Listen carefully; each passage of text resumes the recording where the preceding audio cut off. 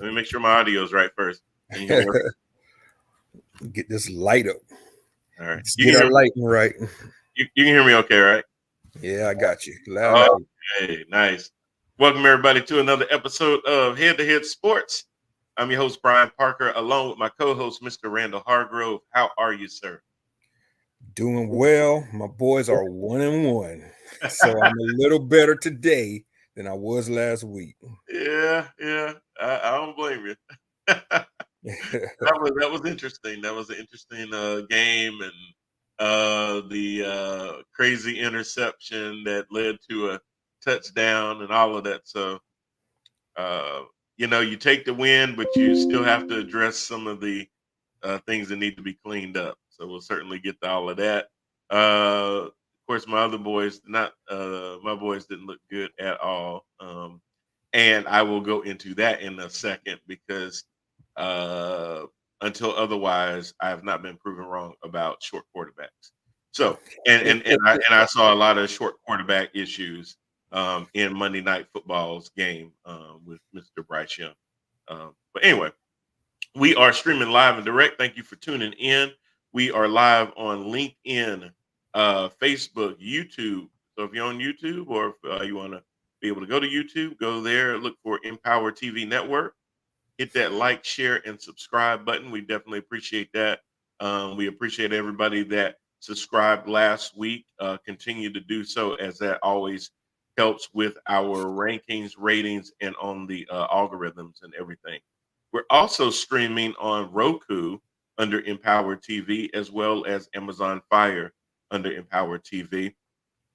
Check that out. The platform has changed a little bit as they've done some updating and everything. It looks good. I had to kind of go back through it and clean it up, get the titles right and all that kind of stuff. But looks really good on that app. You'll find Head to Head Sports. You'll find Head to Head, the main show. You'll also find other categories, whether it is short films, feature films, uh, podcasts, and that sort. You can always find that on Empower TV on Roku and Amazon Fire TV.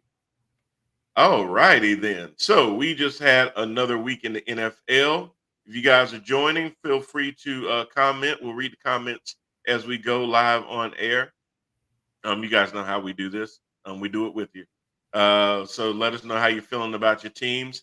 I'm sure there's a lot of Commanders fans out there that are feeling really, really good right now about their teams. I know there's a lot of Cowboy fans out there that have proclaimed this is the year. What else is new? It is September, of course. But we got some other teams that look like some doo-doo right now. Uh, and teams that start 0-2 don't end up doing too well. So there's some teams that have dug themselves in an early season hole. And I mean, even with 17 games, you don't want to say no one's mathematically eliminated in the month of September, but just because of the competitiveness of what we call the NFL, being in a 0-2 ditch is not a good place to be. So we're going to talk about all of that. But Rand, let's talk about your Pittsburgh Steelers because they did have the spotlight on them nice and bright for Monday Night Football, where they played the Doo-Doos and they won 26-22. What were your takeaways from that game other than Nick Chubb for the Doo-Doos is out for the season? Did you see that hit? Oh my God, did I? For let's just lead with that. That's terrible, man. Yeah. That is one of the worst injuries I've ever seen to a running back. And I know Minka Fitzpatrick did not mean it. That was not his intention. He's not a dirty player. Right. It was just one of those just an unfortunate set of circumstances, and where he's planting his leg at the same time he's being hit low like that. I had the very unpopular opinion a few years ago that I posted in the water cooler that shots to the knees should be one of those things that should be eliminated from the game. Yeah. They're so worried about head tackles and the head making contact with the helmet and shots that cause concussions. but these vicious knee injuries just go to the wayside. They protect the quarterbacks. You can't hit a quarterback low like that. Yeah. But other players are free game to be hit in the knees, and it's like ended some players' careers. Probably is going to end Chubb's career. So I just had that very unpopular take back then that should be a tackle that should be eliminated from the game. But I had a lot of pushback from that from other people who Really? posted, and they did not agree. It's part of football. Okay, but tripping is a penalty. Right, Whip a penalty. kicking is a penalty. Mm-hmm. You can't take your leg and whip somebody up underneath. What's the difference with the knee? Yeah, for years the horse collar tackle was allowed in the game until they saw how players were getting injured, so they took the horse collar tackle out of the game. I just feel they should do the same with the leg shots, man. You could tackle a player, wrap them up. That's the way game is supposed to be played. Form tackling is what's taught in every single you know what I'm saying, or trying to say. Well, but the thing is with running backs, I'm sure the pushback, if there was any intellectual pushback, I'll say it that way, would be, well, running backs run low. They're already basically kind of squatting. They're not as prone as or standing more erect like a receiver would be, where you have more of a hit zone. The zone to hit a running back is already pretty low to begin with, just because of the nature of the way that they run. So I don't think if anybody was informed and gave a pushback on that, that would kind of be the only thing that I would think that they may possibly point to, even though I still think there's a way to do it, to, like you say, without putting a running back's career in jeopardy like that. That's an excellent point, man. Because if they had brought that up, I would have completely agreed with them. Running backs do run very low to the ground. It would be hard to get a Christian McCaffrey on the ground without going for his legs. I completely get that. Or even Saquon Barkley, you see how big his legs are. You're not going to bring him down by just trying to wrap up his legs. But I think they still could be protected in the case where Chubb was injured. He was already engaged with somebody, and then Mika hit him. That type of shot should not be allowed. Push him off without having to go like that. Hey, offensive tackles. Oh, I'm sorry. Steve Norris, James Thompson, Paul Copeland. What's going on, fellas? Hey, what's up, y'all? Yeah, offensive tackles get protected in that regard. Once they're engaged with a defensive lineman, another defensive lineman cannot hit them low. So I think running backs should be protected like that. And also wide receivers, if they jump up to catch a ball, I think that they should be form tackled and not hitting the legs as they're coming down. That's just my opinion, though. I think that's something that would really save a lot of ACLs. But not everybody agrees, and I understand that. Well, and I get it, but yeah, you're right. There's been so many injuries already this season, and we just finished week 2, and we got folks done for the year, out for 2 to 3 weeks, all kinds of crazy things, whether it's Saquon, whether it's Burrow re-aggravating his calf, Chubb, Ayuk's been hurt. Oh my Austin God. Eckler. I mean, it can go on and on. It's a whole bunch of gone. Amon St. Brown has been out. J.K. Dobbins out for the year with the Ravens. Absolutely. So Anthony Richardson in concussion protocol. Ryan Kelly concussion. Let me see if some of these other notables that we had. Duvernay shoulder.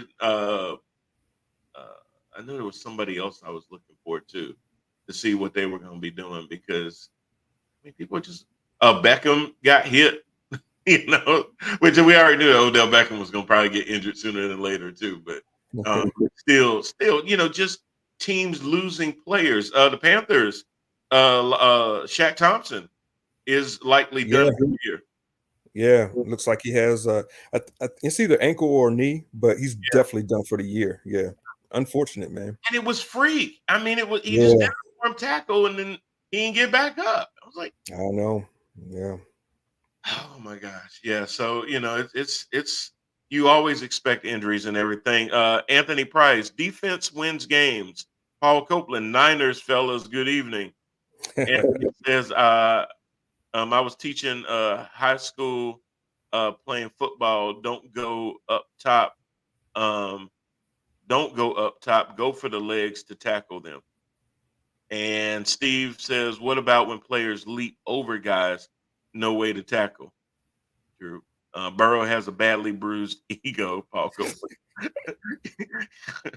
Sounds like a Niners fan would say that. And Anthony says, I didn't know Akers is hurt. He was just traded. Cam Akers got traded? I heard he was getting traded. I didn't know he got traded. Trading block. Is Yeah. that We were talking about Eckler, not Akers. right? Yeah, I don't know if that actually happened.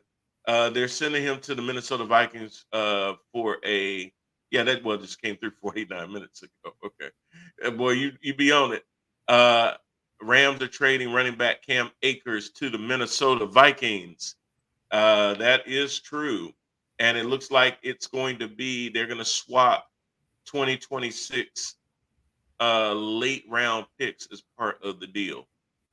That's cool. I mean, Akers needs a fresh start somewhere, and he's definitely going to get a fresh start in Minnesota.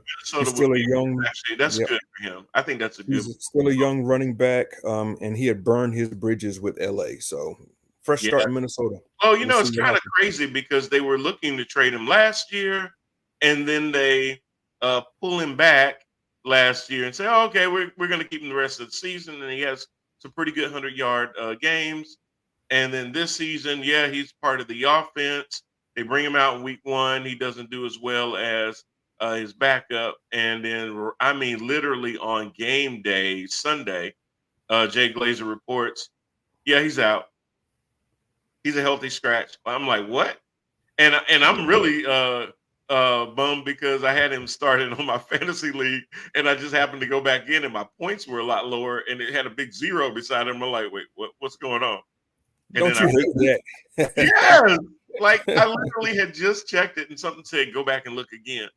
And if I hadn't looked again, bro, I would have lost everything and didn't even have a backup. Well, the other running back I had, unfortunately, I had him under my flex position, so I had to go draft a running back like with 15 minutes to go before the game, and that was just crazy. So Good you caught it though. yes, sir. Yeah. Yes, sir. That is. But they got Kyron Williams, I guess, 5th round draft pick is going to be toting the load for them. So he did such a good job in Cam Akers' absence that Cam ends up losing his job. The writing was on the wall once they saw him do that, and that's sad because y'all had to wait till the first game to see that. Y'all didn't see that during training camp. Y'all didn't see that during the OTAs.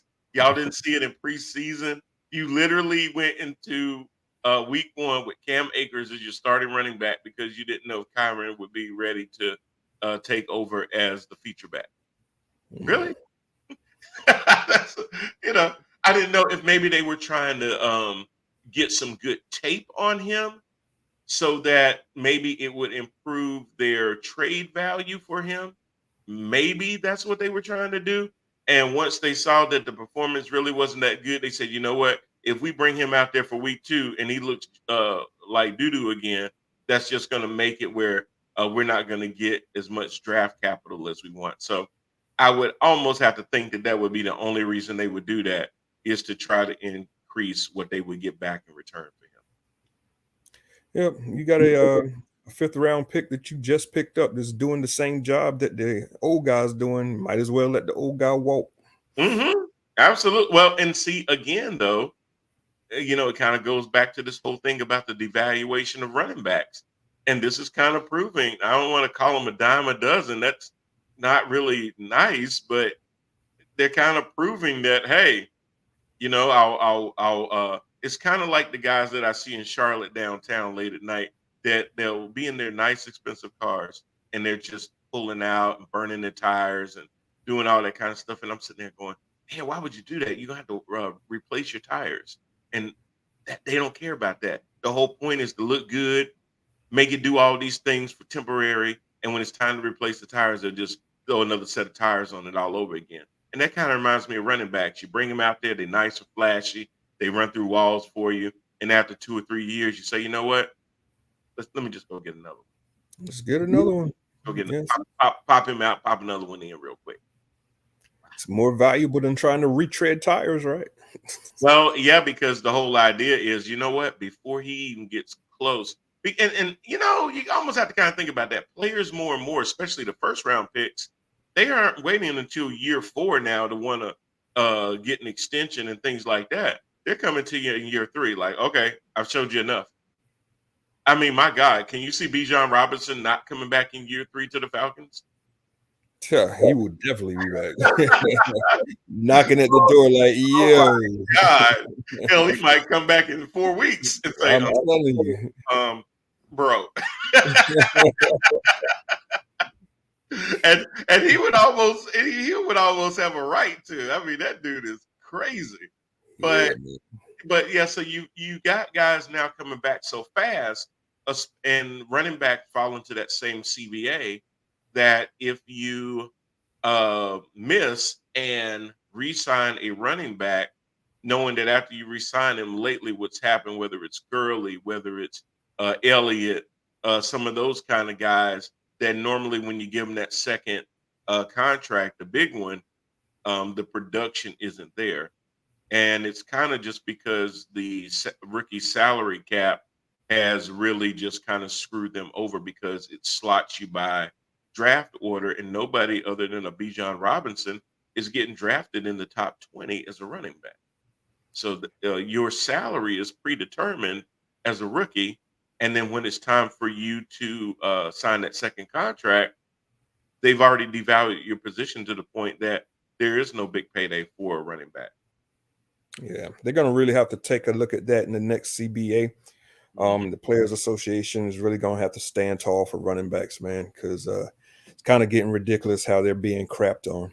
They really are. They really are. They're just playing on those positions like, hey, they're just, whatever. As long as I got a good line that can pull and create some holes, and I got a guy that's somewhat competent enough, maybe gives me a 4.5 40 or 4.4 40 that can cut, that can stop on a dime, change directions, good lateral movement, or find that downhill runner that all he needs is that one block to open up space, and he's in the second level, taking on linebackers or safeties. I can deal with that, and he doesn't have to be a high draft pick. So, what I'm afraid to see is you're not going to even see running backs in the first round anymore get drafted. They're going to start being mid-second round picks, if not third round picks. Yeah, no doubt. I mean, look at the running back chain right now, the food chain. You know what I'm saying? You got 32 teams, you got 32 starting running backs, right? But there's only like maybe 5 of those who are special. And then all of the other ones are just running backs, interchangeable. You can get the same yardage out of, we got a problem in Pittsburgh right now, man. We got a undrafted player named Warren, running back you probably never heard of, but maybe you saw him in Monday night's game.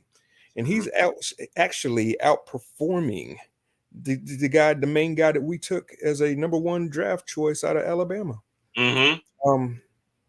So it's crazy right now. It's like, what are we going to do going forward with that one if this continues to be a trend? And that's what's making the case even harder, because the running backs are screaming for, hey, we need to be valued, but they're letting. I'll give you a perfect example. Patrick Mahomes just got his contract restructured to be the highest paid quarterback, and rightfully so. There's no other Patrick Mahomes. Great quarterback. But Brock Purdy was Mr. Irrelevant 2 years ago and led a team almost to the Super Bowl. And they probably signed Brock Purdy. I would have to pull up what they signed him at, but I can guarantee you that Brock Purdy, by NFL standards, is not a rich man. And that is by far the top in the the San Francisco 49ers are in the top 3 of teams this year with a quarterback that you've got a Deshaun Watson that y'all just beat that's getting $230 million fully guaranteed. And those your massage hands? yeah, it is. You know, they might be a little crunchy, but hey. Oh yeah, this section is sponsored by oil. No, I was kidding.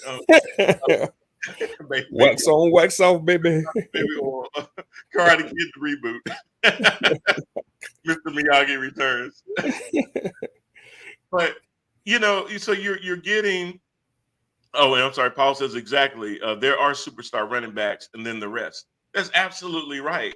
But you see that out of certain positions. But you see teams that are really good or doing okay, not having to pay the quarterbacks. Look at Buffalo.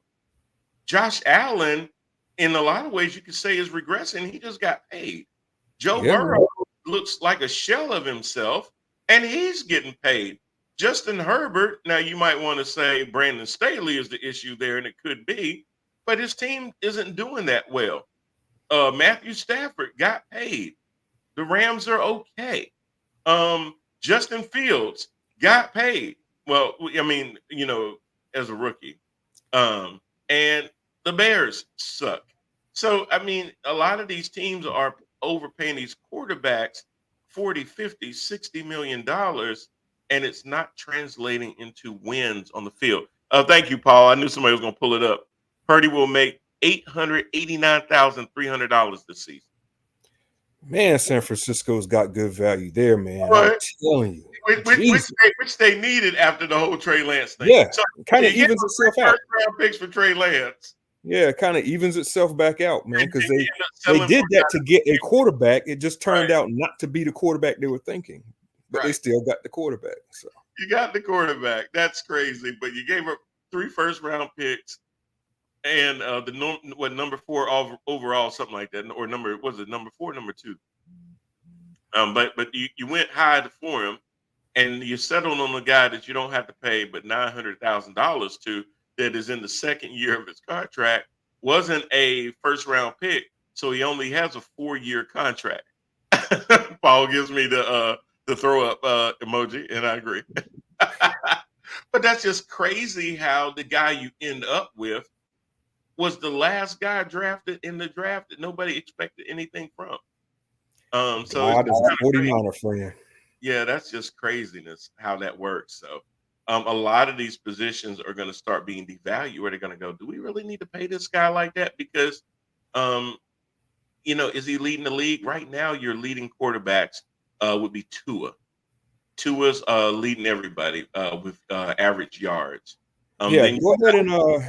Go ahead and name the top 5 in yardage, and number 5 might surprise you a little when we're going to need to talk about that one. Number 5 in actual yards. That's okay. The top 5 that I have is Tua Tagovailoa. You got Kirk Cousins at number 2. You've got Stafford at number 3. That's crazy. CJ Stroud is at number 4. That's who I want to talk about. And Jared Goff is 50 yards behind him at number 5. But then Mac Jones is number 6. Ooh. Okay.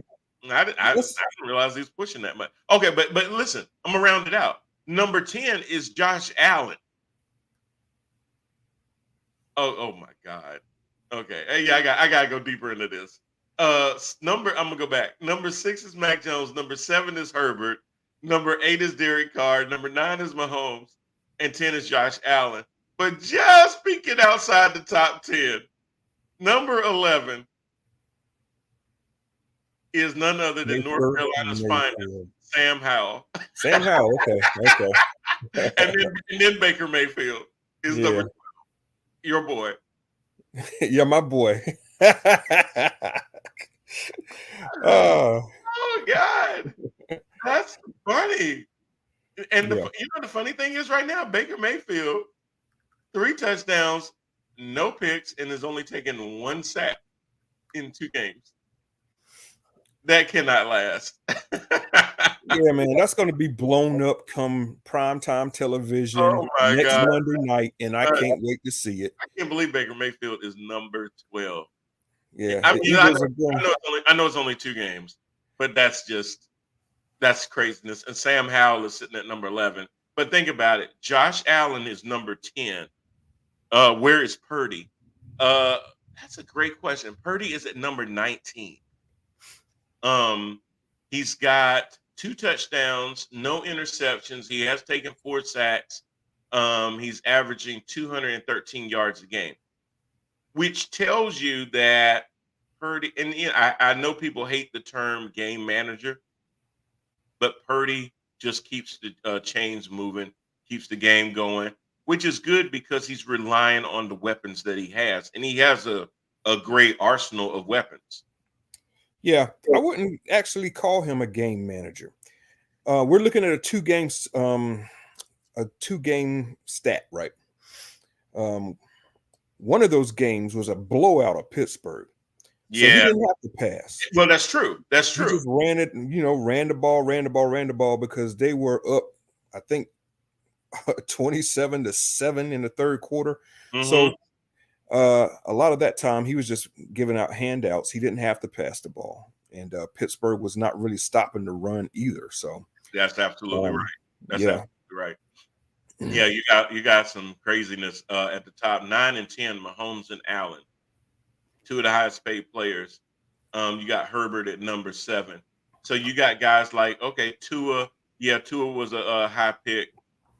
Stafford has been in the league for 11, 12 years now at number 3. CJ Stroud, he's your number one. First round pick for Houston. That makes sense. Then Jared Goff rounds out the top 5, and yeah. Goff has been in the league for a while now. So some of these guys that we're looking to be the next round of elite guys. I'll give you a perfect example. Joe Burrow is number 30. Bryce Young is 31. So let's have this Bryce Young, CJ Stroud conversation, man.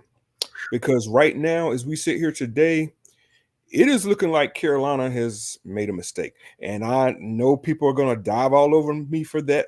But, I'm on record as wanting CJ Stroud over Bryce Young way back when this whole draft process even started. Yeah. Stroud has come out. He's played 2 good defenses. He played the Baltimore Ravens the first game, played the Indianapolis Colts the second game, and he has the 4th most passing yards in the league right now. He's also thrown 2 touchdowns to no interceptions. Right. And I think his completion percentage is northbound of 63% or something like that. 63.7. Yep. So my man is balling right now. And if you look at his weapons in Houston, they have a wide receiver named Nico Collins. They do have Dallas Schultz at tight end. And then they have another wide receiver who I'm losing the name of right now, but he is nobody special. Right. And we brought that up when we were ranking that division, that he didn't have anybody. And Paul says you Panther fans have to be a little bent about CJ Stroud. And Jermaine Parker says, imagine if Stroud could finish a game. Absolutely. Man, this is the thing that drives me crazy. And there are a lot of things that drive me crazy about the whole Bryce Young thing. CJ Stroud, and he's not doing much better than Bryce in this category. What I'm also looking at is the average yards per attempt. CJ Stroud is at about 6.9 yards an attempt. That's a lot of short throws, dump offs, stuff like that. No yards after the catch. You throw it to a guy, he immediately gets tackled.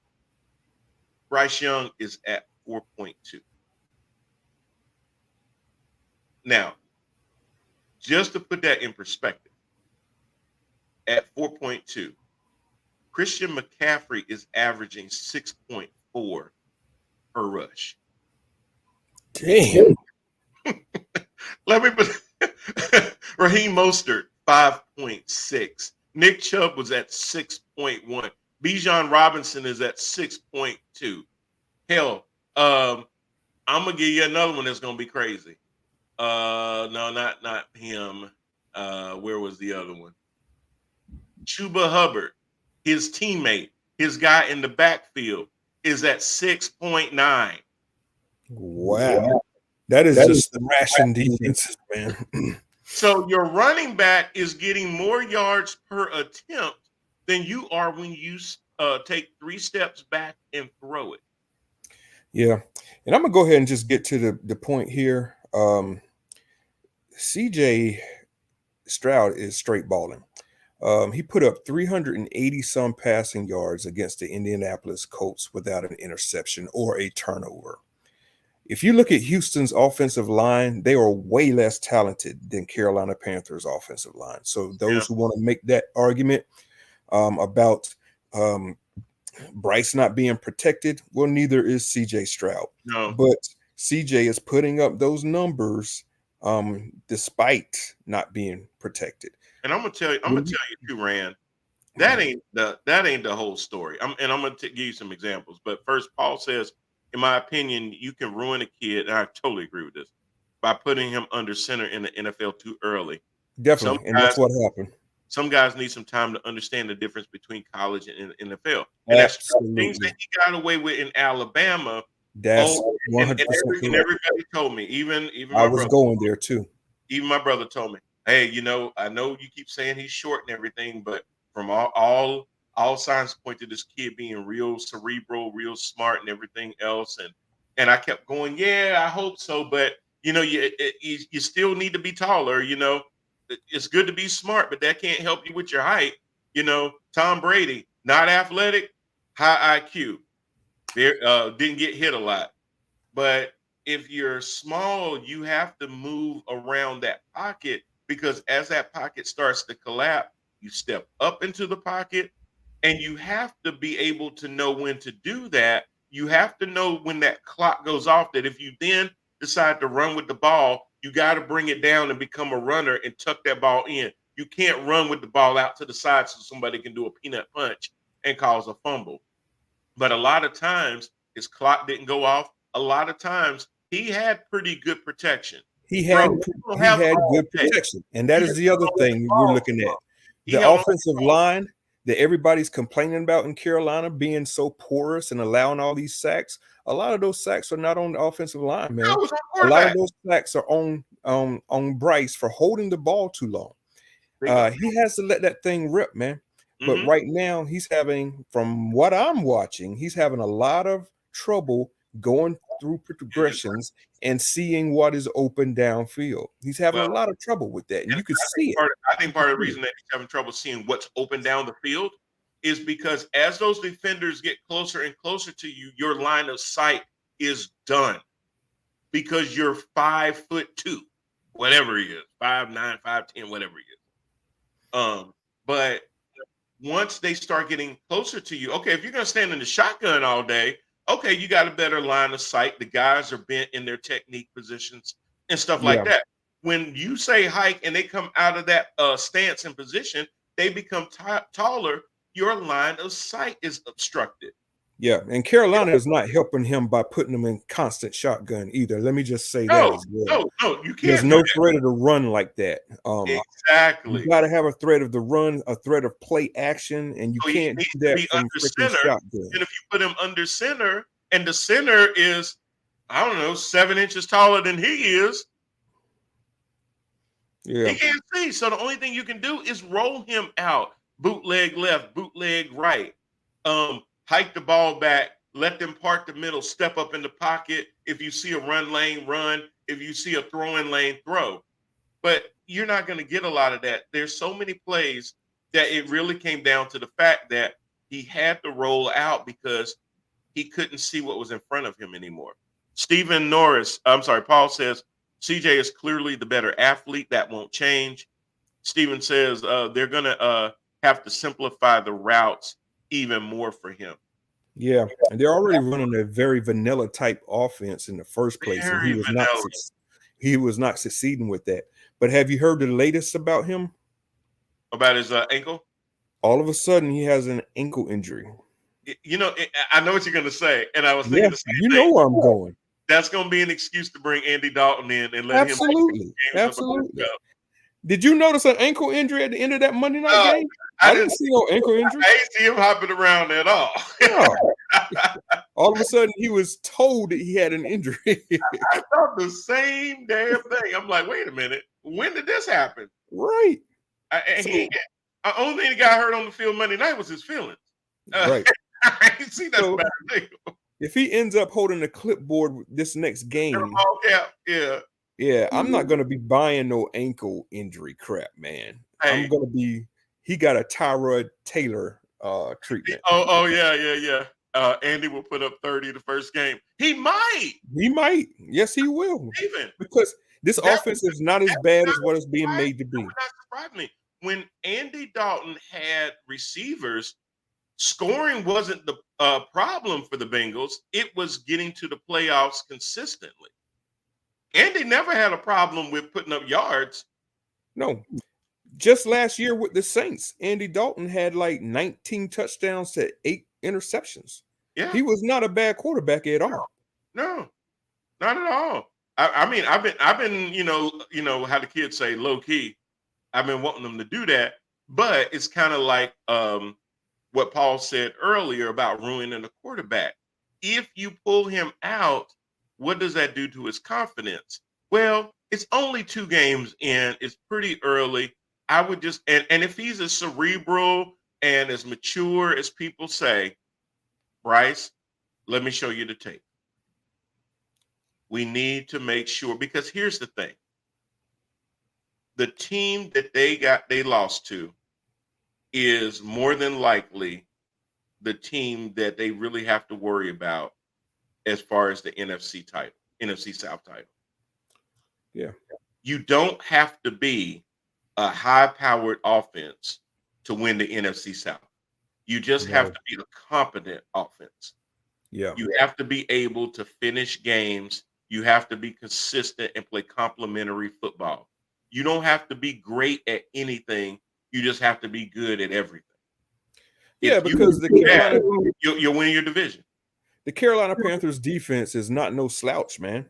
No, I think it's around a top 10 defense as we speak. That defense is the reason that they stayed in the game as long as they did. Both of the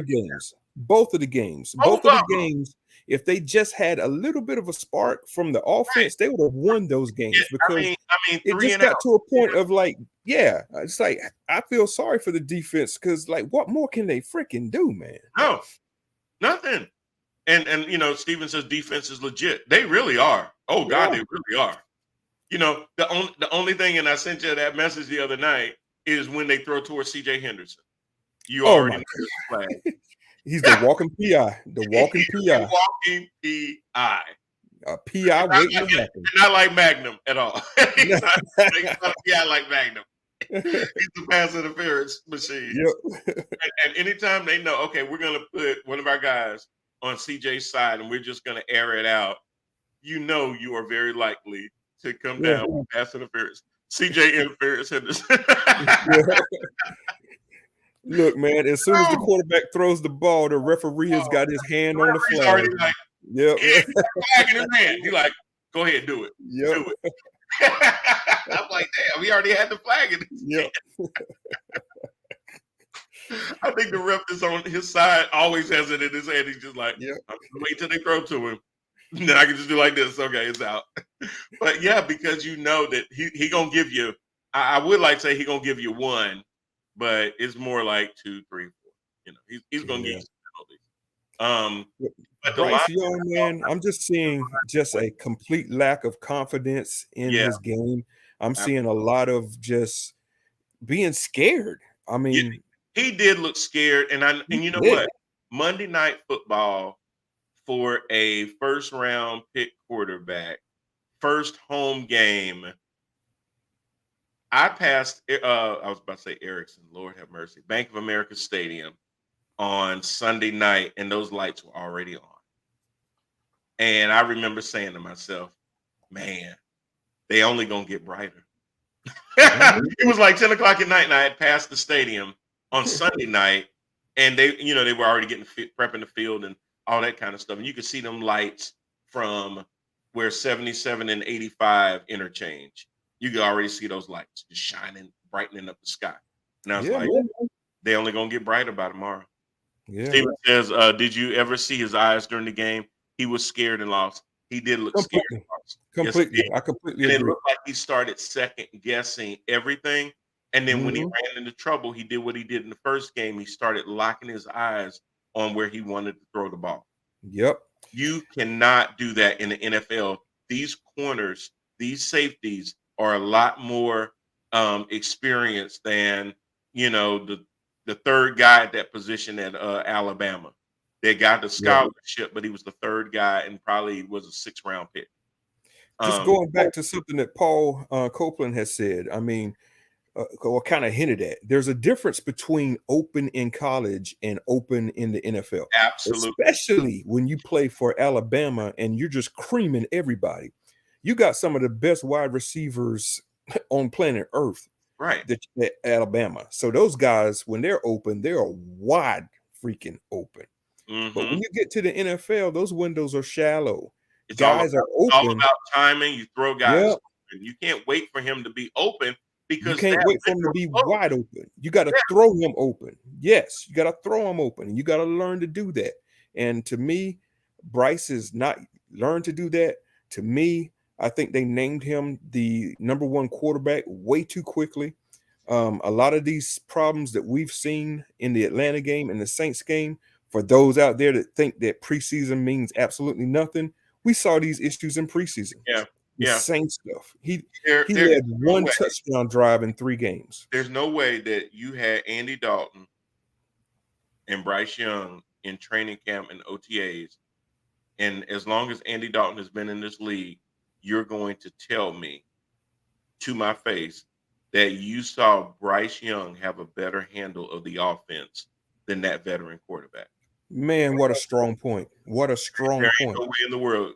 What Nope. that told me was is Dave Tepper was on the field with Frank Reich and Josh McCown, and he said, he's starting, right? Uh-huh. Because I need some butts in these seats. I need to sell Yep. some tickets. I need some Bryce Young jerseys to sell in the team store. He's starting, right? He's the number 1 overall pick in the league. Ain't no way we could sit him, right?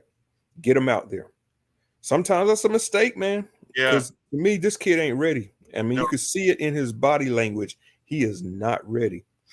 And you know what's going to happen is people that bought them Bryce Young jerseys, if they don't fix this now, in 2 to 3 years, that jersey ain't going to mean anything because either he ain't playing for that team or he out of the league. Yeah. And that's why you got to go ahead and let him sit and learn, because you don't want to keep him in there to just Right. get beat up and get discouraged and keep losing. And that can ruin his confidence just as much as taking him out. Oh, absolutely. No doubt about it, man. I remember Derek Carr's brother, David. Mhm. Man, he started taking sacks. You could see every time the ball would hike, he would flinch because he was already expecting to get sacked. Mhm. And then you start playing scared. And I believe playing scared is the same thing as when people drive scared. That's when you're most likely to get in an accident. Absolutely. Because that's the way You look at Bryce Young through that game, and there's a lot of moments where he's playing scared. He feels like a little bit of pressure, and he automatically just runs out of the pocket. Yep. The pocket ain't designed to do that. The pocket is designed to step up in, to buy you some more time. You have because to time the pocket and make we've all played run past you. Yeah, exactly. We've all played Madden, right? Yeah. So you have your route trees set up for wide receivers, and those route trees only work when you remain in the pocket. Once you roll out and evade the pocket, those route trees are all dead. Now all the receivers are trying to adjust to where you just ran. Mm-hmm. Mm-hmm. Anthony says it'll be funny if the Panthers get the 1st-round pick and get C.J. Stroud's former teammate Marvin Harrison Jr. But then he said, my bad. I thought C.J. was on the Panthers. And Steven says Stroud's balling is putting serious pressure on him now. Oh, absolutely, because they're going to compare him, Stroud, Richardson, all of the 1st-round guys together to see who's having a better season and a better impact on their team. Now, Houston may not show in the record how well they're doing with their young quarterback, but it will show up in the stats nevertheless. So Yeah. that's gonna be a thing. Even Anthony Richardson, pre-concussion, was doing a lot for his team, probably too much for his team, which is why he has the concussion. Because yes, he's a big guy, and yes, I understand you can kind of use him, but I think they're going the way of Cam Newton, and you're going to basically have a 7-year quarterback that after that isn't going to be able to do anything. Now, I think also what happened too, just to put a button on the whole Bryce thing, is I think the other thing is that he's trying his darndest to be a pocket passing quarterback. And I get that. I can respect that. I think he does not want to have to take off. And I agree with that. But sometimes young man, you have to take off. If you got, and he did eventually do it. And he froze one defender because the guy assumed he was about to go down, and Bryce kind of gave him a fake and kept up and got another 6-7 yards out of it. So he can run when he needs to, but he's not wanting to. And I don't want him to overrun either, because getting hit in open field is just as bad. Yeah, but saw what happened when he did run and got stripped, fumbled. Yeah, Steven says learn to slide because he is awful. Yeah, he didn't slide well at all. He didn't slide at all. He just got hit. And I was like, bro, you can't take them hits like that. You are not built like that. You have no upper body or anything. Wes Davidson, what's going on, buddy? Sorry I'm late, gents. Mr. Wes Davidson, what's going on, man? So promised Wes we would talk a little bit of Commanders football since he's I saw that. Absolutely. Yeah. Absolutely. So what I will say now that Wes is on is that we've been having a lot of conversation, Wes, about the confidence level of Bryce Young and how it's just glaringly showing on film that this man is scared out there. If you look at Sam Howell, another rookie in this league, well, kind of. Second year, yeah. Sam Howell has command, no pun intended, has full command of that offense. This is a quarterback that ain't scared. This is a quarterback that the lights are not too bright.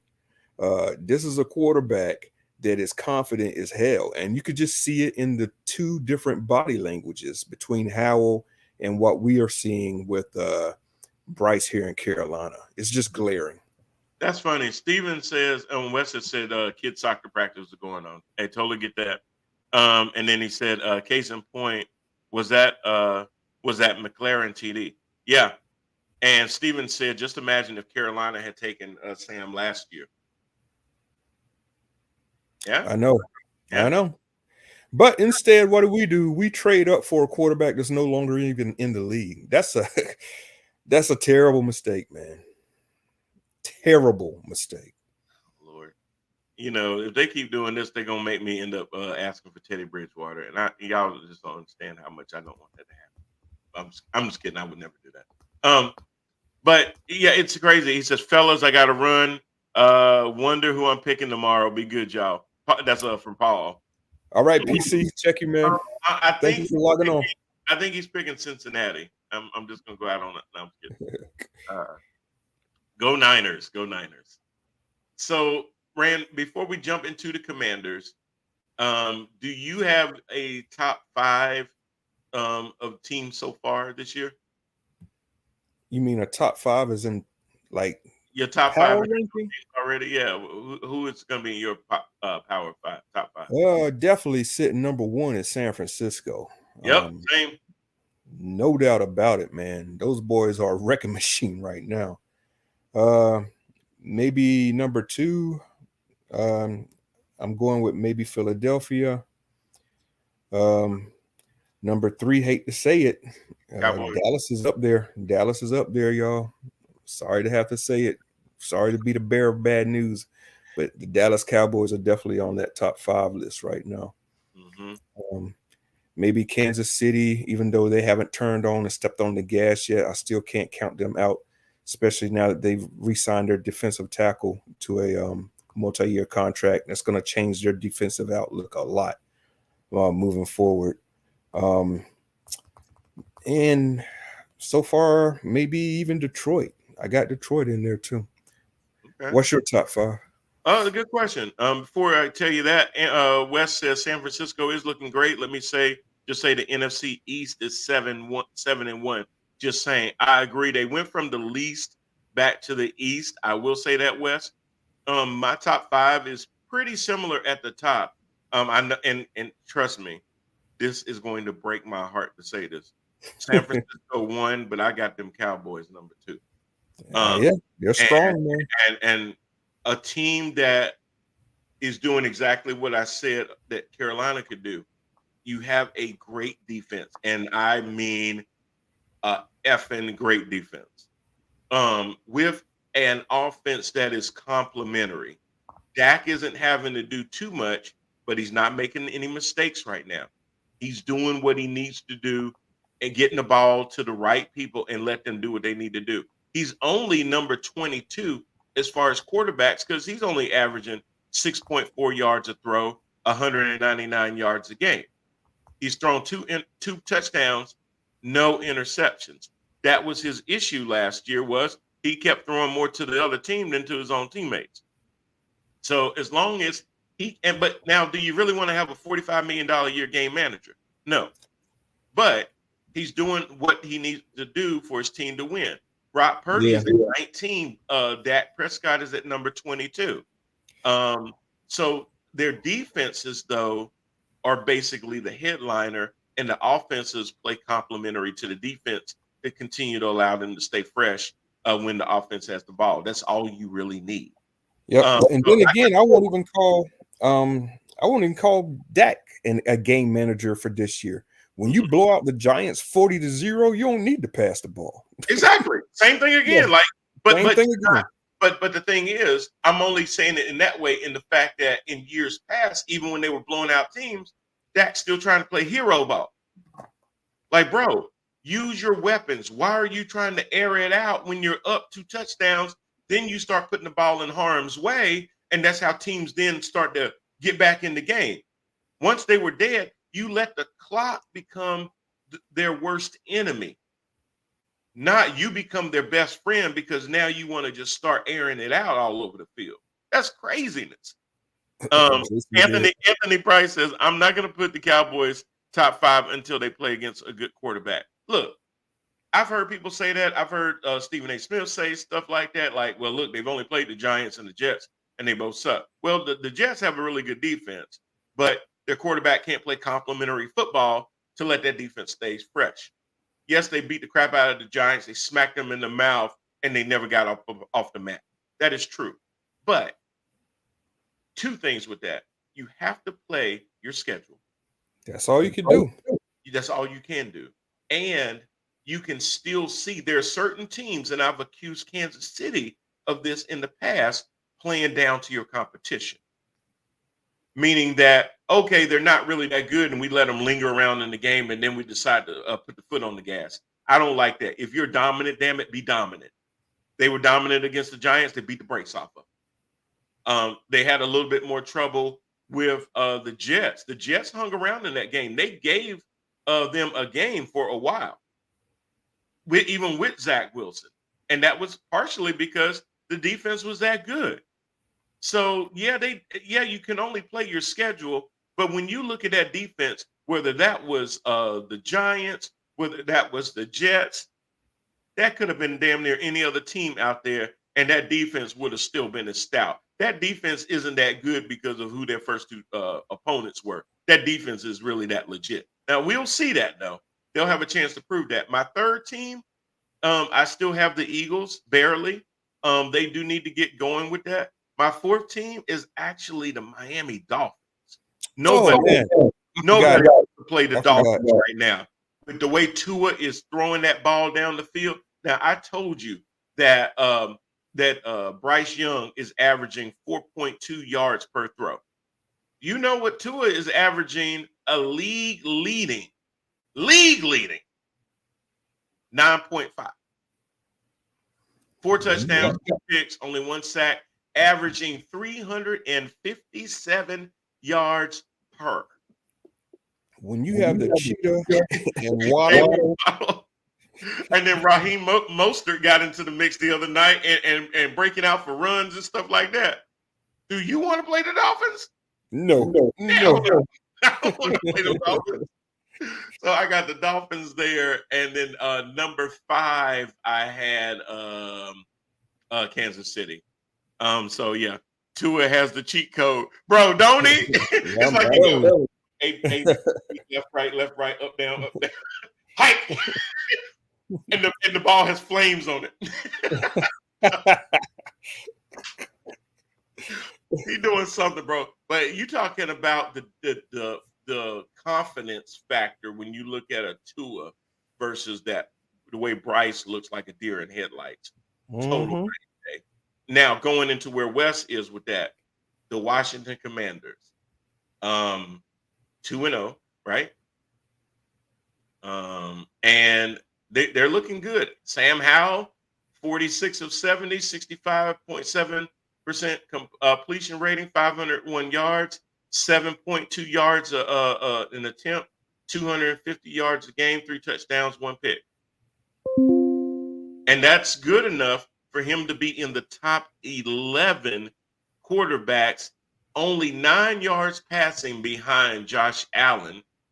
Only 1 touchdown less than Josh Allen, even though Josh Allen has thrown 2 more interceptions than he has.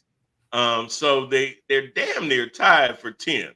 That's how close Josh Allen is to Sam Howell. And I ain't trying to be funny, but also Baker Mayfield is like literally on Josh Allen's back there. So if Josh doesn't do well and Sam and Baker continue to do what they're doing, they're going to actually push themselves into the top 10. Not worried about my boy Baker Mayfield. No, because it's coming. It's coming. It's coming. It's coming. And you know, everybody's riding highlight now, talking about Tom Brady. Who? Tom Brady? Who? It's coming. It's coming. Yep. No, don't even worry about it. Y'all gonna start getting like Cowboy fans down there in Tampa. You're delusional in September. You know, leaves ain't started falling off trees yet. Give it a chance. Give it a chance, y'all. That's all I'm saying. Once leaves start falling, if they still seem relevant and significant, then let me know. But I'm telling you, we ain't worried about that. No. But the Commanders look really, really good. Sam Howell, you know, I was really questioning why they got rid of Heineke. But then that tells me that they really started seeing some development in this young guy from, you know, the best school in the country, which is North Carolina. Shout out to the Tar Heels for beating Minnesota. Thank you very much. Sir. Appreciate that very, very much. Wes says, first time in a long time I haven't felt uneasy during every snap. You know, I'm not gonna lie, I didn't really feel that way always about Heineke because a lot of times he would make some really pro throws. But you need a guy that's gonna be able to make most of the throws most of the time, not have to always give you those electrifying passes. Because you just have such a dynamic receiver for him to throw to. Sometimes you need that guy that just can go through his progressions, make the right read at the right time without having to play hero ball. Heineke did have to play a lot more hero ball. I like a quarterback that can pretty much take what the defense is giving them and take advantage of that, not have to put them in 3rd and 15 positions and have to like air it out and throw a lot of 50-50 balls and hope your receiver comes down with it. Yeah, they got a big test coming up this week. Buffalo comes to town, so we will definitely see what the Commanders are made of this Sunday. I'm gonna go ahead and give you a prediction, Wes. You're gonna like this prediction. The Commanders are gonna beat Buffalo. You think so? Yep. Yeah, I can't ride with you there, brother. But we will see. You did shock the nation a few seasons ago, and I still ain't forgot that one. I think that defense of the Commanders is going to bait Josh Allen into some interceptions, multiple interceptions, not one, maybe 2, maybe even a 3rd one. if they get behind and he has to start airing that ball out. They know he's going to throw the ball to Diggs. You don't have to shut Diggs down. You just have to cover him to the point that you've got somebody kind of hanging out there ready to step up when he goes for that deep ball. That's all you got to do. Snap. You saying he gonna have another Jets game? Yes. Yes. A team that they think that they should just go in and beat. Josh Allen is going to be the 12th player for the Washington Commanders. I see him trying to do too much still. I thought they talked about that during the offseason. They said that they addressed it with him. He said all the right things. And then the first 2 games, it looked like they just went right in one end, right out the other. I'm not seeing where he's trusting his team as much as he's trying to trust in himself. That is a recipe for disaster. That's going to end up getting him hurt. I don't hope that he gets hurt, but that's going to get him hurt. Ask Anthony Richardson how that's going. And let's see.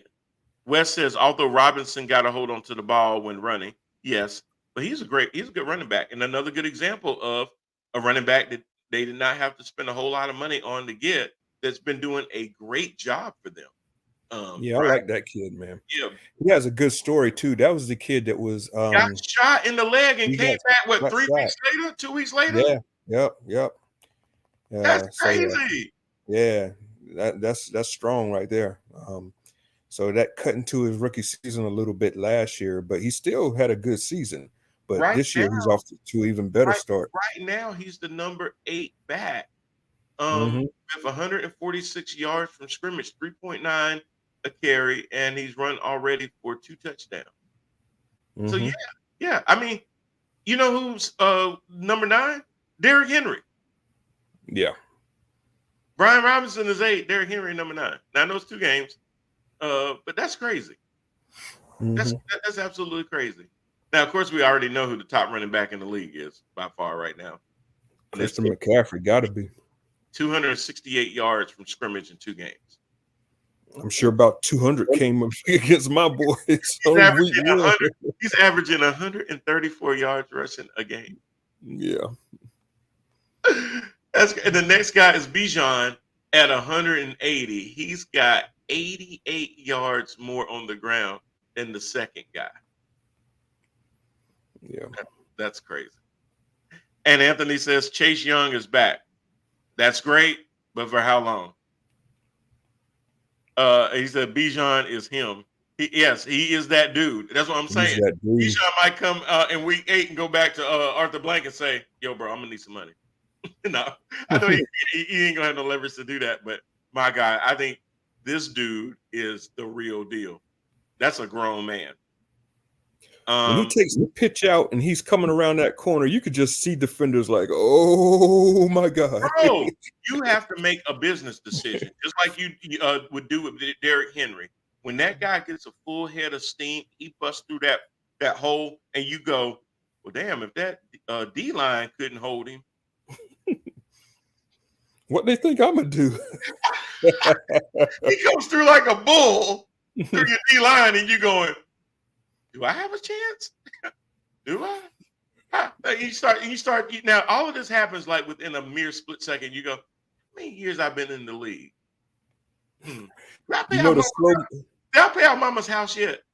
You know, the slow motion version of that is the beginning of Friday when he asked for his bike back and Debo dropped his game and started walking towards him. That's what defenders see when they see Robinson coming at him. Yeah. I could do one of them little tackles where I whiff at him and look like I tried, but I missed, and I live to fight another day. Yeah. Let me just put some good film on tape. I'm going to give it a good effort here. Yeah, exactly. It's the guys that used to always duck when Jordan was about to dunk because they didn't want to appear in a post. They're like, I already know how this is going to end. I'm going to jump, and he going to just jump higher and dunk it anyway. So I don't want no part of that. Go ahead, Air. Do your thing. You be down there like, you holding up a sign. That was a 10. That was a 10. I'll be down here when you get down. Exactly. When you done up there doing what you doing, you ain't putting your crotch all in my face. I ain't gonna be no Nike poster on some Yeah, kid's that's wall. right. Right. You put me on no damn trading card. I ain't no bitch. You know, that's what you gotta say sometimes. And that's what's gonna happen with Bijan. Steven did say if Diggs starts chirping, Josh will throw another pick. Yeah, and he's one of those needy guys that, and I think that gets in the back of Josh's mind sometimes that I got to get him the ball, and he forces it. Sometimes when the coverage is dictating, you need to go to the other side of the field where you have a better matchup. He's trying to, and I get it. You want to try to get it to your best guy, but when your best guy has three guys in his immediate area and you trying to needle it in there, that isn't always the best read. If you lock Remember, in Derek like Carr that, was guilty of that last year. exactly. Trying to find Devontae so much, everybody was like, okay, we'll have one guy on him and we'll have two kind of in the area. So when that ball is up in the air, we're going to try to get in front of it. And they did that. They did that. They did that to him Monday night. The Panther defense did that to him then. He tried to lock in on Michael Thomas and got picked off. Yeah. I said, there you go. He good for one. The defense knew that they could get Derek Carr. Not only were they sacking him left and right, but they knew that eventually they were going to bait him into that throw. I saw it coming. I was like, okay, here it comes. That Derek Carr. He gonna throw. He gonna give you a lot, but he will have some gunslinger moments. Did y'all give your picks for MVP this year? Wes is saying. Yeah, it's like way too soon to talk MVP. We're only 2 games in, but if you want to give my 2-game MVP so far this season, Bjorn is going to be on that list for certain because I mean he's a major part of why Atlanta is even 2-0 to begin with. Mm-hmm. And if not MVP, definitely or on the short list for offensive rookie of the year. No doubt about that one. Mm-hmm. Mm-hmm. I'm gonna need to think on that one for a little bit. Yeah, I'm going right now early, and I know this seems like chalk, but hey, it's chalk. It's C-Mac right now. And to me, it's C-Mac because even when the passing game may not be on all gears, I've not seen an answer to C-Mac right now. Yeah, I could definitely feel that. Yeah, it's just that is built for a 17-game season. And that's why, because of the opportunities, provided he stays healthy, he has those opportunities. So Wes says great answers from both. Thank you. Appreciate it, dog. Yes, sir. I could tell you too, TJ Watt's gonna be in that conversation. Watt is definitely gonna be in that conversation always. Yeah. I'm gonna tell you somebody that's fighting for it right now is Brian Burns. You can tell, hey, you can tell when they're hungry, boy, they go after it. And he is just, I mean, yeah, he might be our poor man Micah Parsons, but he is like, when you see him on the other side of the line, you have to know where that dude is lining up as a quarterback because he gets in the backfield very quickly. And he's a force multiplier, Rand. There were a lot of plays where you would see Derek Carr get sacked and Brian Burns wasn't the guy to bring him down, but Brian Burns was right next to the guy that did. Yeah. That's why I felt so bad for the Carolina Panthers defense because here it is at halftime of that game, and the score is 6-3, and them boys had taken it to New Orleans all half long, and ain't got nothing to show for it. That's true. Anthony says, "Would it be crazy?" Anthony, I think you asked this last year too. I'm about to go back and look. Would it be crazy to say Kirk Cousins wins Offensive Player of the Year if he keeps putting up numbers like that? It wouldn't be crazy. Kirk Cousins does tend to do that. That's why they can't never get rid of him because he does all of that during the regular season. He is putting up 354 yards a game. He's put up 6 touchdowns to only 1 interception. By my count, he has more touchdown passes than anybody in the league right now with 6. Yeah, and his longest pass, he has not the longest because Kenny Pickett has the longest. It looks like at 71 yards, and then Tannehill has a 70. Zach Wilson has a 68 to Garrett Wilson, I believe that was. But then you look at Kirk Cousins, he has 62 as his longest. So he's not afraid to air it out. Now look, he got Jefferson. But hey, just because you got him doesn't mean that you can necessarily get him the ball. So the fact that you can get him the ball is a good thing. Kirk Cousins, I think a lot of times people just kind of overlook him because, again, it's kind of like I said, you don't have to be great at something. You just have to be good at everything. And he's good to decent at everything. I wouldn't say there's one part of his game that you have to go, oh my God, I'm fearful of that. But you got to kind of sit there and respect all of it. Set the Monday night record. As long as you keep him playing on Monday night, he's gold. Yeah. He's gold.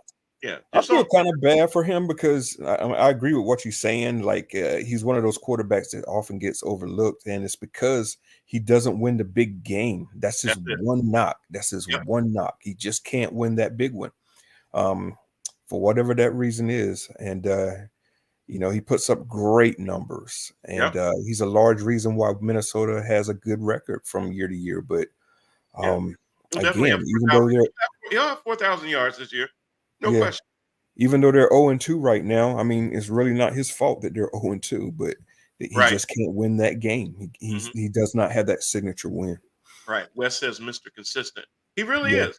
Yeah. It's just, he kind of reminds me of Andy Dalton with the Bengals.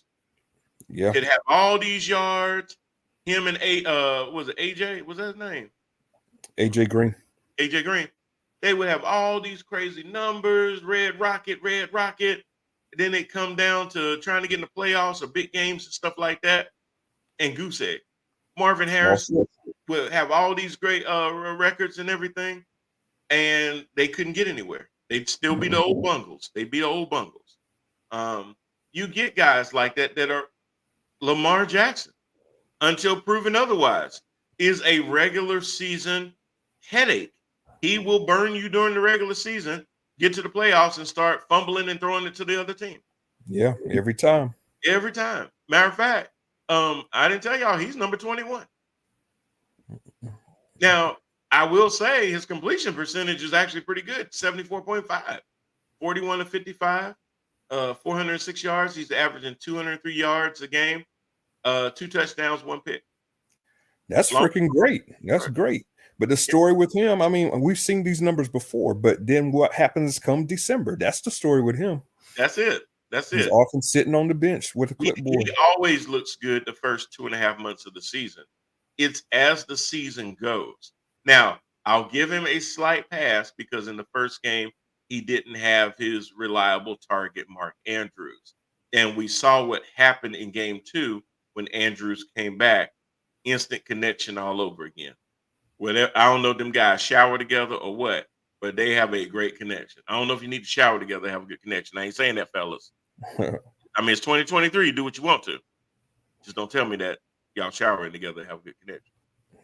Or because the next thing I know, y'all gonna be wearing shirts around camp like Kyler Murray does. Yeah, we gonna leave that one to itself. Ooh, I never want to see that again. And this is gonna turn into the longest yard reboot. Oh God, he need to stay sidelined after wearing a shirt like that, Kyler. Don't you ever do that again? All right, man. I know we're getting low on time. So, were there any games this past week that just blew you away, just as a game that was just a statement game, or a game that you expected a lot more from, and it kind of just fell flat once it actually played out? I'm going to say not really. I was majorly disappointed in the Panthers' effort against the Saints. I can say that, but I can't again fault the whole team for that. It's just they had any kind of consistent play out of the quarterback position, they would have won that game. So if I had to choose a game that kind of fell flat in that regard, it would be that particular game. The only one that really surprised me the way that it went was the Chargers Titans game.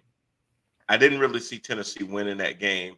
Herbert did everything that he could. My God, 27 of 41, 305 yards, 2 touchdowns, no picks. Tannehill, 20 of 24, 246. Josh Kelly only ran for 39 yards. Derrick Henry, 25 carries for 80 yards and a touchdown. And they ended up beating them by 3 points.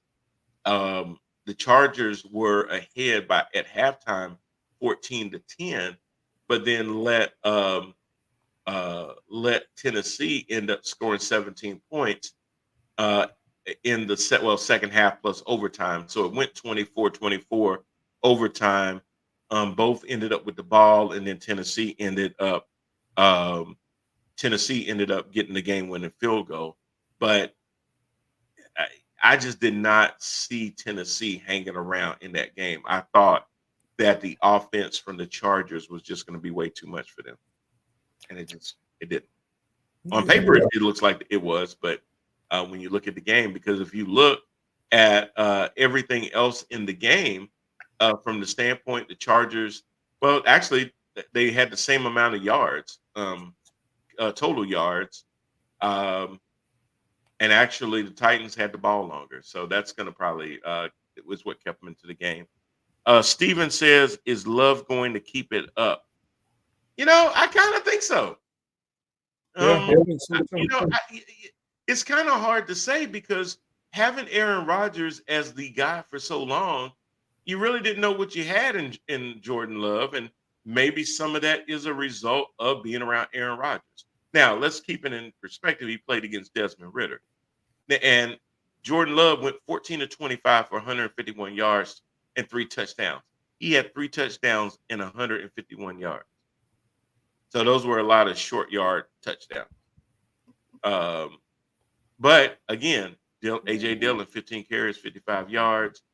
Not a whole lot that he did, but he didn't have to do a whole lot. He relied on his defense. He relied on his running game. And then he just threw opportunistic touchdowns when he needed to. But do I think he can keep it up? I do. But I think the problem is it enough to beat out Minnesota and Detroit? I don't think so. Yeah, while we're talking about the NFC North, we're going to have to, I know we're short on time, so maybe we could pick up on this for next week, but we're definitely going to have the Chicago Bears quarterback situation and talk about that. Yeah. Because right now, Justin Fields is looking like he has been a mistake. Oh, no doubt. Absolutely. Absolutely. Wes Davidson says, Commanders game showed me that Wilson still has flashes of brilliance, but can remain flat, and the Commanders might get a surprise playoff berth and maybe a first-round upset. That's my wishful thinking. Anthony says Colts has a great quarterback for the future if they develop him and not turn him into a fullback. Yeah, because he's going to have a very short career if they keep on with these design runs. I know he's a big power guy, but quarterback power should only be less than 5 times a game. Yeah, he is not. He is not. He's like 2 games into his career, and he's not finished either game. So that's a problem. Right. Now, I'm not going to lie. If it's 4th and 1, 4th and inches, would I put him under center? Yeah, sure I would. But you notice the difference with Bryce Young? They had to keep bringing in Andy Dalton because they're like, there ain't no way we're going 4th and 1 and have him under center. Because he'll die. He'll be dead. They'll come up, they'll fill him up and go, it's over. I blame Anthony says, I blame Sierra for Russell Wilson's downfall. That man ain't never been the same. There is some truth to that. Every time he keep putting another baby in Sierra, yeah. But hey, I'm gonna keep it real with you, Anthony. It is Sierra. It's gotta be. I mean, if you had Sierra, I mean, come on. Just Yeah, saying. you If probably wouldn't anybody, be functioning the same at your job either. I mean, if anybody gonna ruin my career, my job, it's Sierra. I'm just saying. Wes says segue. Which games are we gonna link up at in Charlotte? Yeah, we'll have to look at that, Wes. To be determined, but soon. Let's pull up something. That would be a good game, thing to look at to see what game we can link up with in Charlotte. As far Right as, now, off the top of my head, I'm gonna say Atlanta because I freaking hate the Falcons right about now. yeah, no doubt. I would love to go to Atlanta game. That would actually be a pretty good one. I can't remember when they play them. Hold on, I can tell you real quick. I can tell you when they play them. No, that didn't tell me when they played. Let's see here. They play the Falcons again. I know it's at the end of the year, December the 17th. It's cold. But it's not probably not that cold, December 17th in Charlotte. What am I talking about? That's a good one. Their last game is a home game, January 7th against the Bucks. The Packers do come to town Christmas Eve. That would be a pretty good one. So yeah, there are a couple good ones. Yeah, they got the Texans. They got the Colts coming November the 5th. So they got a couple games out there too. So with the limited time that we have, any games this week that you're going to be looking at? Man, absolutely. Sunday night in prime time, my boys against those Raiders. You know where my eyes are gonna be. Oh yeah. But then after that, we have another doubleheader Monday night game How about in that? which I am so looking forward. I got my popcorn ready for the Eagles to absolutely dismantle and destroy this Baker Mayfield narrative. I know you're waiting on that. I'm waiting so much. I want to know what's going to happen with the second game. I agree with you on the first one. I want to know what's going to happen with this Rams and Bengals game That's because gonna be a good one. the Bengals are limping in literally, where Joe Burrow has not been Joe Burrow the last two games. His calf injury is presumably keeping him out of practice, so no chemistry with his receivers, T. Higgins, Boyd, and Jamar Chase. Joe Mixon is having to be Mr. Everything. And if you get behind, he can't be everything that you need. You got to be able to get it out to your horses. And Burrow has not been able to do that. Will Aaron now, if they put Burrow out there on a bad leg and you got Aaron Donald on the other side? Yeah, as we sitting here tonight, Mm. I could go ahead and say if that leg situation ain't no better, I got that upset. Oh yeah. The Rams coming into Yes. Cincinnati and taking a Oh, W. yeah. And Yeah. once they do that, and since he is at 0-3, we picked them to win the NFC North. Yeah. And the best team in the NFC North right now are the Ravens. I hate to say that. But the second best team is the Steelers. And I'd almost say the Doo-Doos right now, number 3. Yeah. Cincinnati will be in real trouble if they start 0-3. Yes. But I'm telling you, they are looking in the mirror at it really strong. Really strong. Yeah, I expect the Rams to make work of the quarterback. And if it ain't Joe Burrow and they have to go to their backup, well, he's just going to be licking his chops even more. Yeah. And if they don't have a good run game where they make the defensive ends overrun the play, yeah, that defense is going to kill them. That's going to be, as long as Stafford doesn't turn into Josh Allen and start throwing the ball to the other team, throwing pick sixes like he liked to do, that's going to be crazy. Anthony Price says, you didn't see the amount of food you can buy for $20 at Falcon Stadium? I have not. I haven't either. I know at Bank of America Stadium, $20 only gets you one beer. It ain't that bad. It is. They're $14 for them talls. Yeah, it is.